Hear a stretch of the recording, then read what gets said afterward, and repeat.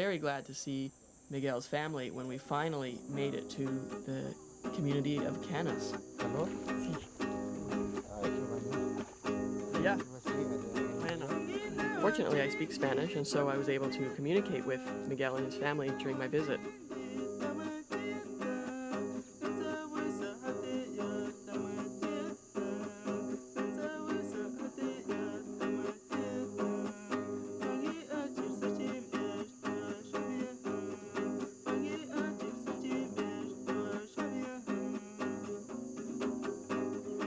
Kanus is a community that, by North American standards, is very isolated.